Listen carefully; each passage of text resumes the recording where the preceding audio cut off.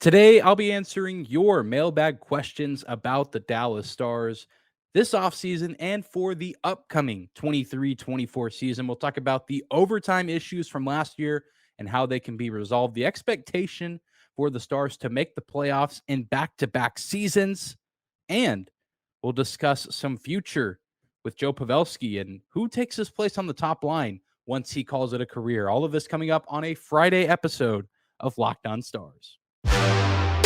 Your Locked On Stars, your daily podcast on the Dallas Stars. Part of the Locked On Podcast Network. Your team every day.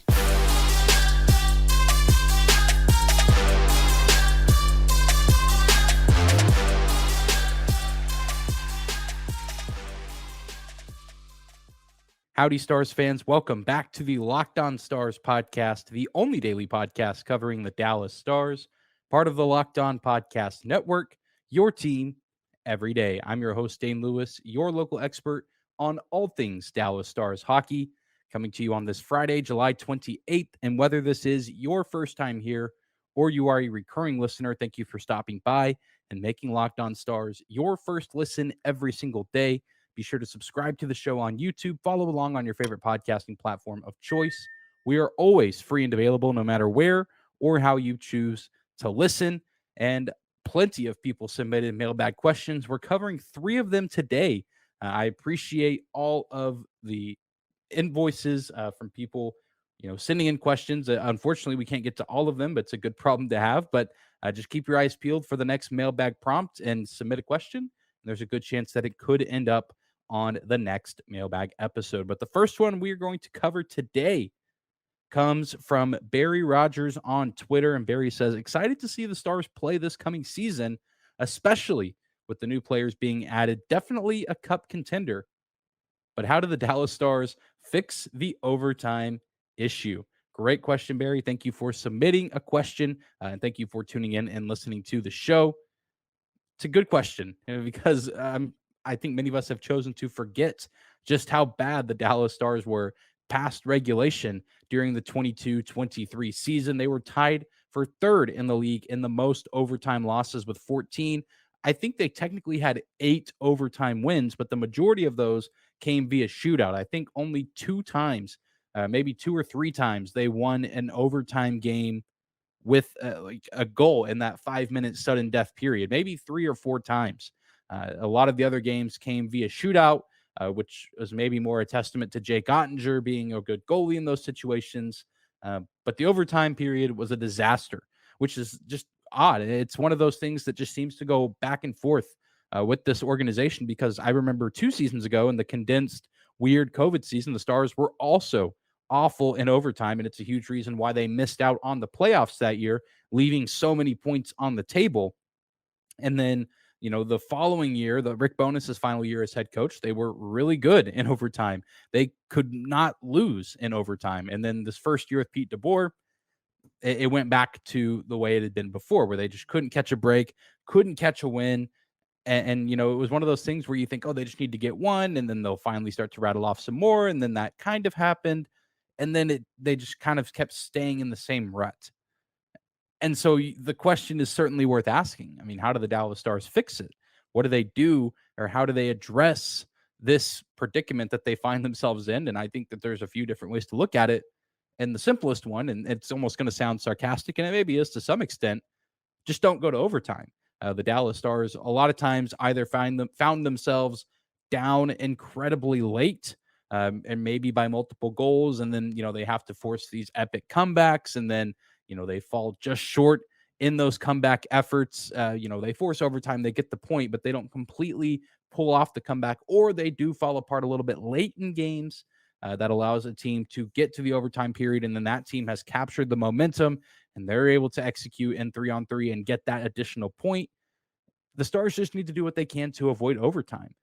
They're a great offensive team this past season. I think they're due to be as good, if not better, with some of the additions that they've made in the offseason, and the idea of some of these young prospects potentially coming into the fold. I think that there's plenty of potential for this team to be very good in regulation, but then even in overtime, I think some of the problems could resolve themselves with some simple personnel changes, especially with the forwards that you have at your disposal.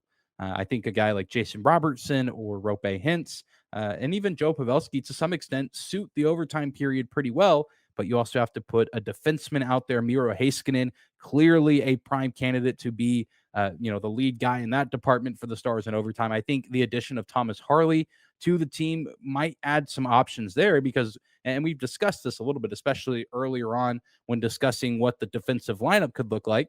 A lot of these guys just aren't necessarily fast, and that's kind of what tends to win in these overtime periods is speed. If you get those breakaway opportunities and get that one-on-one look, just you versus the goalie, and the Stars just don't typically have the speed to keep up unless they're able to get that goal early in the overtime period, which a lot of times they couldn't even win the faceoff, and then they find themselves playing defense for the majority of that 5-minute period, or they're just playing defense until the other team inevitably scored.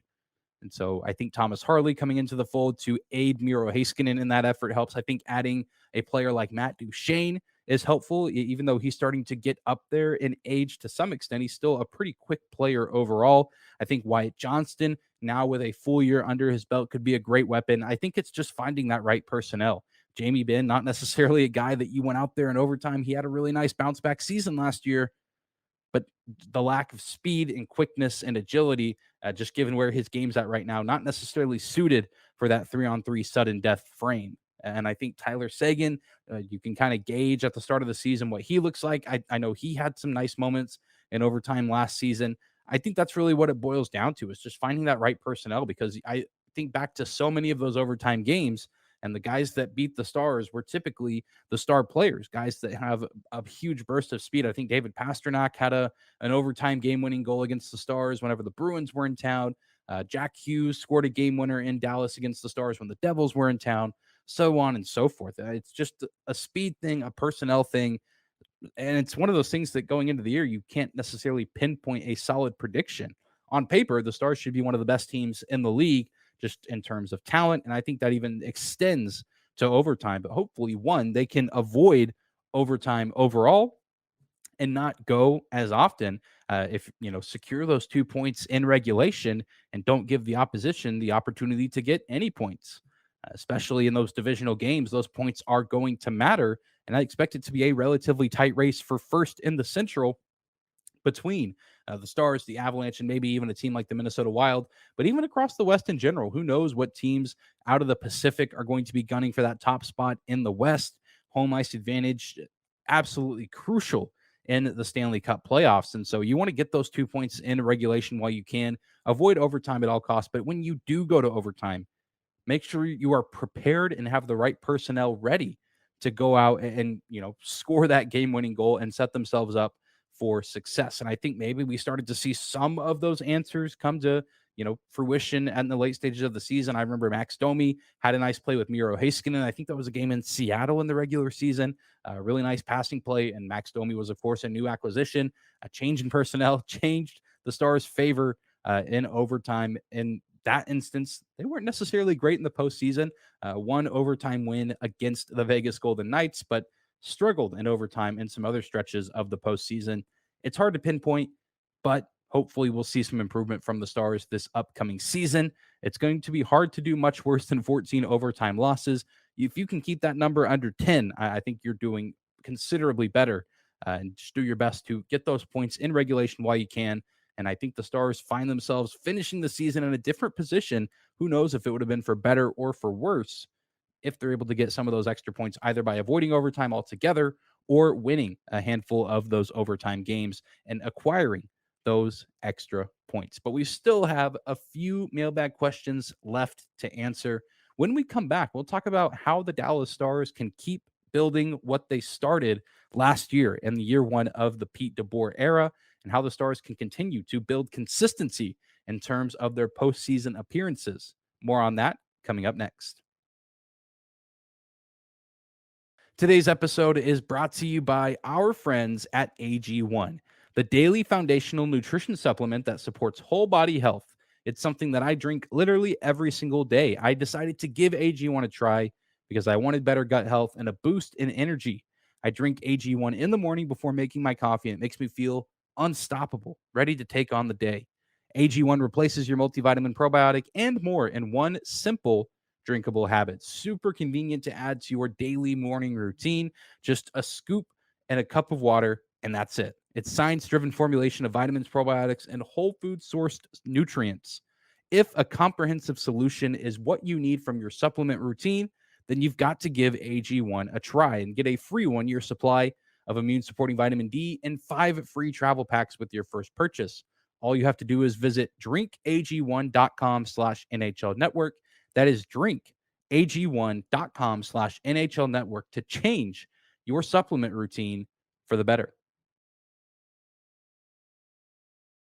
I want to thank you again for making Locked On Stars your first listen of the day, for continuing to make us a part of your daily routine here throughout the off season. And for those of you that submitted mailbag questions, again, we're not able to get to all of them, but I do see them and I appreciate them.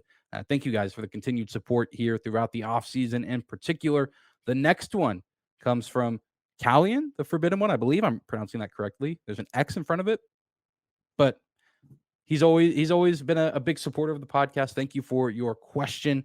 He says, I think the team is set up for a great season. That said, my question is Dallas has struggled in the last decade or so to make the playoffs consistently. Do you think that will hinder them at this next season, or do you think they will be able to rise above it?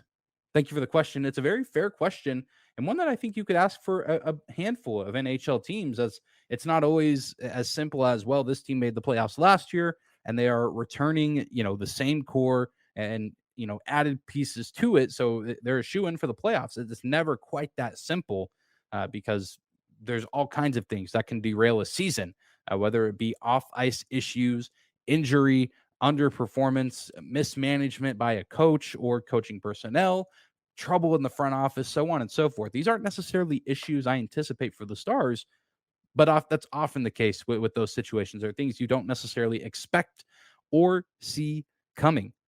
And with that being said, I think there is a little bit of pressure on the Dallas Stars that, they've made the playoffs in back-to-back seasons. They've been a pretty active member in the postseason over the past handful of seasons or so. I feel like really, at the turn of the decade, as we kind of ended the 2010s and have started to get into the 2020s, the Stars have either been in the postseason or at least been in the conversation until the very end of the regular season.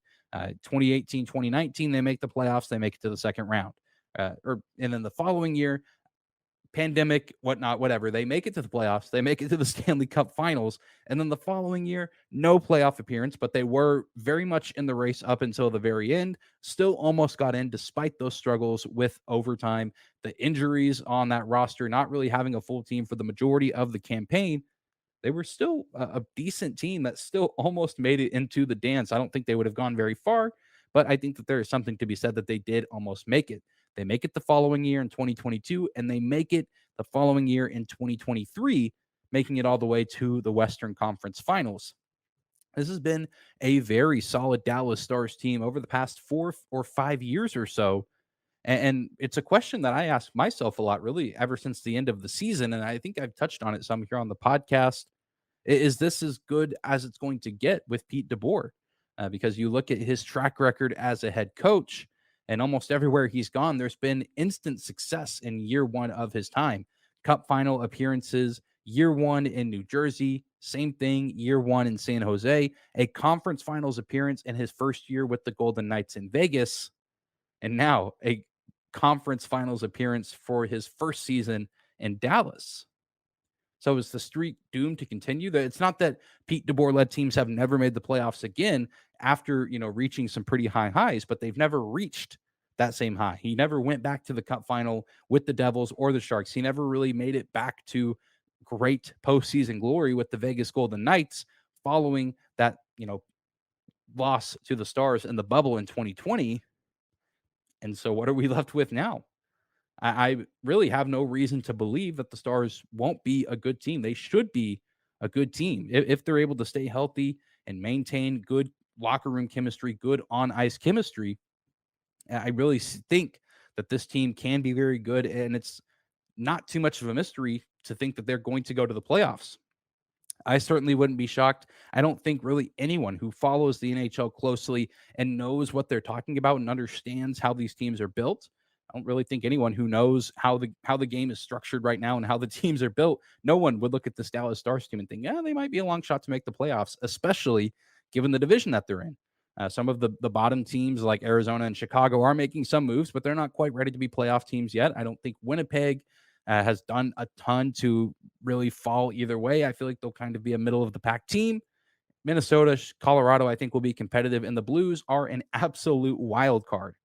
So I think the Stars have an incredible opportunity to make the playoffs again, and a lot of it will ride on some benefits of health. The Stars were one of the healthiest teams in the league last season. They every now and then were without a key player, but no one really missed significant time. And if people did, they did have players that could step up and fill in quite nicely, especially when you think of, Rope Hintz goes down for a handful of games. Tyler Seguin slots in at that top center position and plays quite well alongside Jason Robertson and Joe Pavelski.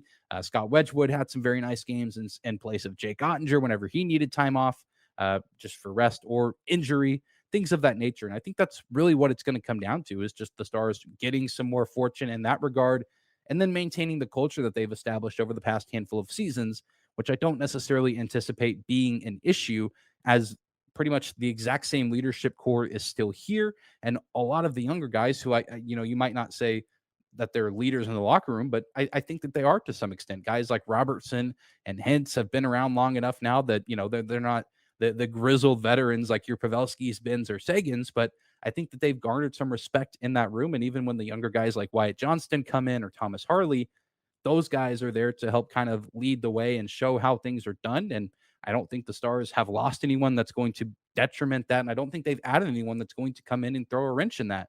If anything, I think the addition of players like Craig Smith and Matt Duchene will help boost that chemistry in the locker room, as those guys have been, respected players around the NHL and with their former clubs that they've played for in the past. And those guys want to win Stanley Cups. They want to be successful. So I think there's a bunch of like-minded individuals in that room.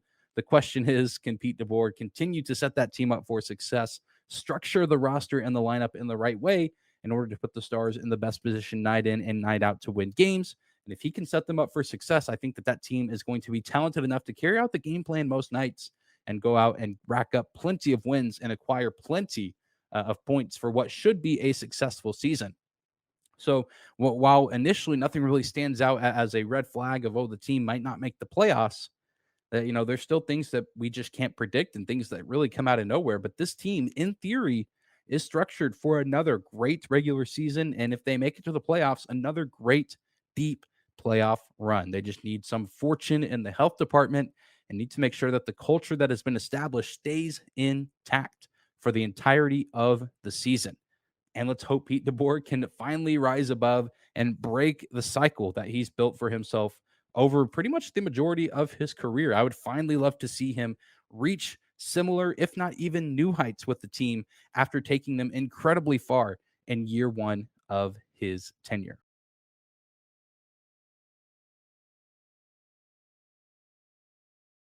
Third and final segment of today's episode of Locked On Stars. Thank you again for tuning in and making us your first listen of the day. This final question, thank you for all of the mailbag questions. Again, this one coming from at Joe Baker 2311 on YouTube under the community tab.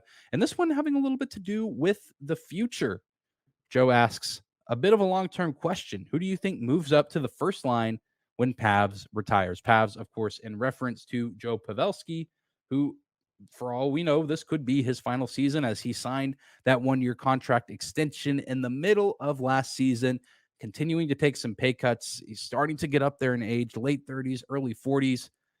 This very well could be the final season of Joe Pavelski in the NHL. We don't know that for certain, but it very well could be. And it wouldn't surprise me. I don't think it would surprise many people given how long he has played. But if the past handful of seasons are any indication, he still has plenty left in the tank and plenty left to offer this team. And of course, is still very much determined to win a Stanley Cup before he hangs up the skates. But it is a question worth asking.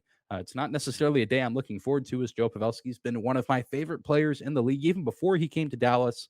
A guy who just plays the game the right way, takes care of himself off the ice, is just a class act all around, but also on top of it, an incredibly fun and talented player to watch. Just the best of both worlds with Joe Pavelski. But with that said, certainly would not be an easy task to replace him on what's been the best line in hockey ever since it was formed in the middle of that 2021 season, where Rick Bowness just kind of threw together this lineup and said, hey, let's try Robertson, the Calder finalist, Rope Hintz, a stud centerman, and then Joe Pavelski, the age grizzled veteran with plenty still in the tank. And those guys have really never looked back. They've been one of the most dynamic and dangerous trios in the NHL. And it's certainly a question worth asking. I think it's conversation for a different day, but you also asked the question, once Pavelski retires, do you even keep Robertson and Hintz together?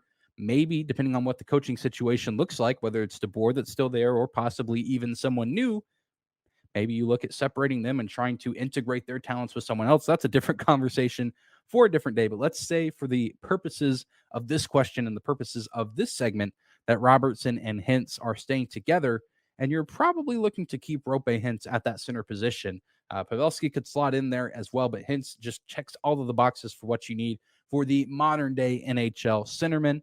And I think there's a few different ways you could approach this. You're probably looking to add someone who can play on the wing, but also kind of slot in and take over some of those center responsibilities if needed, and particularly faceoffs, which is something that the Dallas Stars are typically pretty good at and pride themselves on having two guys on every line that can go in and win a faceoff pretty much in any given situation. And so, one guy who maybe some people don't think about, but I think would be an interesting fit, depending on what his career continues to look like, because he'll still be around for the next handful of seasons. Tyler Seguin would be a very interesting fit on this top line. And we even have proof that it certainly could work. As we know that Joe Pavelski missed the majority of that first round series against the Minnesota Wild. Tyler Seguin slots into that role and played incredibly well against that Minnesota team. A lot of his success and goals did come on the power play, but he was still sharing the ice with Rope and Jason during that time and played incredibly well.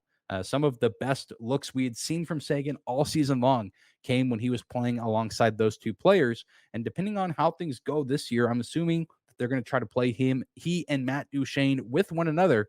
If Duchene's on that 1 year deal, so his future with the organization is kind of up in the air right now. We don't know if he's going to be coming back long term or if Dallas is just a one season stop for him, as a lot of the new players on the team are under these 1 year deals, as we're expecting the cap to go up next season. And these guys are hoping to get bigger paychecks for their next deal, whether that's with Dallas or a different team is to be determined. But, let's say, Duchene moves on, or maybe Duchene stays, but he and Seguin didn't necessarily establish the best chemistry. Certainly wouldn't be opposed to seeing Seguin slot in alongside Hintz and Robertson. I think it could almost be the exact same, certainly not the exact same, but similar in a lot of ways. As Seguin and Pavelski are different players, but they do have some things in common. And I think that there's still something to be said of having that veteran on the line, even though Robertson and Hintz can very much well hold their own right now at this point in their career, and probably will still fit under that umbrella a year from now if he retires and isn't playing anymore.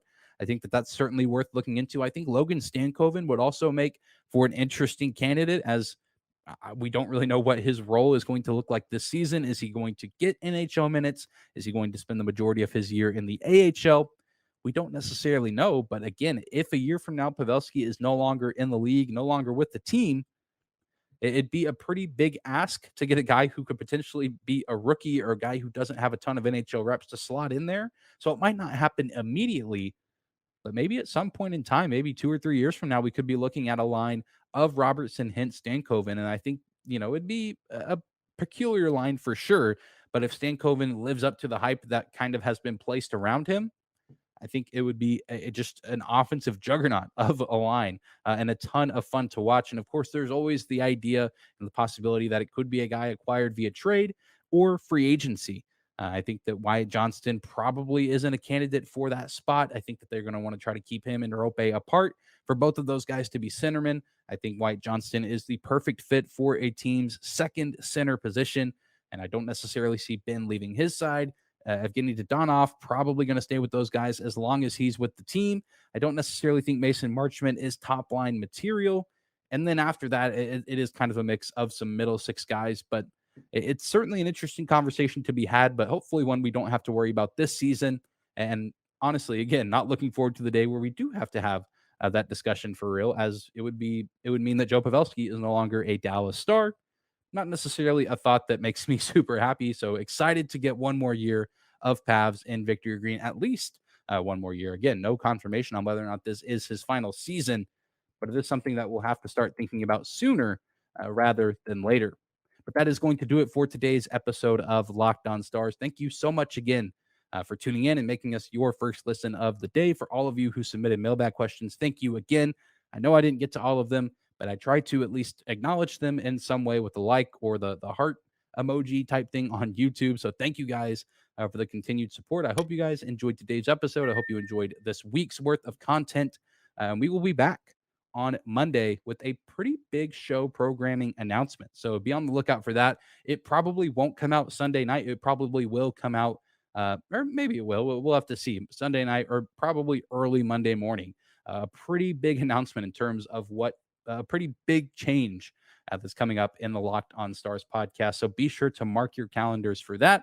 Be on the lookout for that, likely early Monday morning. But I hope you guys enjoy your weekend. Take care of yourselves, and we will see you back here on Monday.